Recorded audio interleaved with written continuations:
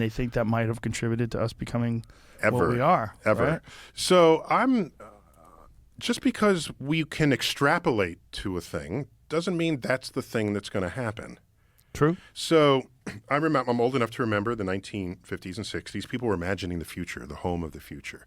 Well, technology was automating things. So everything was a button. So the home of the future was just a button.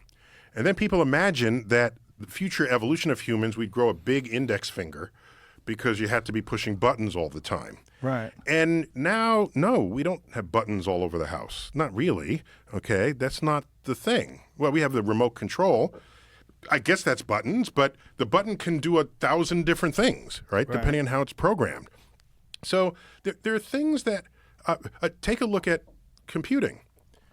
There was an era where the bigger a computer was, the more powerful it was, okay?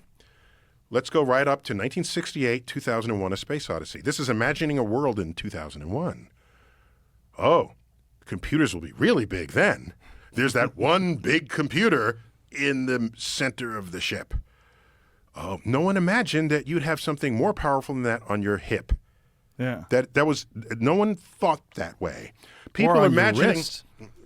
People imagine the future where we have motorized sidewalks and monorails and everything. And what we didn't get was we thought energy would cost nothing. So we imagined a world with transportation, motion, and actions that all require energy to enable. And those worlds came out of the heads of people who extrapolated forward. And they did not understand that the real action was in information. Information is what became cheap, not energy. And when information becomes cheap, I have the world at my fingertips, even though I still have to walk down the sidewalk and it's not a motorized pathway. Yeah, that's the thing they never saw coming in any of those. Didn't see it coming. They didn't see the internet coming. Information would be cheap. Right. And so I'm not one to just take what's going on now and extrapolate it and say everyone is going to be living that differently.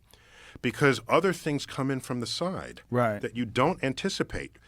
And when they come in from the side, it is not an extrapolation of what you're doing now.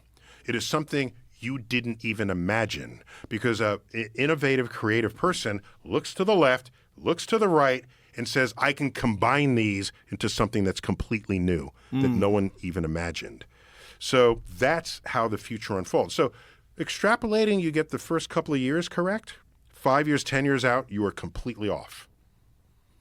And you said 500 years, 1,000 years. Let's shorten that a little bit. Let's say 30 years. You say, no, that's not much. We need more time than that. Ask yourself. Let's go back to 1960. We didn't have a spaceship. United States did not have a rocket to carry people that wouldn't blow up on the launch pad. Okay? We weren't there yet. 30 years later, it's 1990, people have laptop computers, and we've been to the moon 6 times over. 30 years. So when I think today to 30 years from now, I'm saying I don't know that I can predict anything, but there's some things that I know are going to happen in the next few years. Self-driving cars, it's going to take over like that. Why? Because you replace your car half the people replace the car every 5 years. So in 5 years, if I have a self-driving car and all the HOV lanes are now reserved only for self-driving cars, that's the next car you're going to drive. Do you drive one? Do you drive a Tesla? I have a Tesla. Do you ever do the self-driving thing? Never. It's awesome.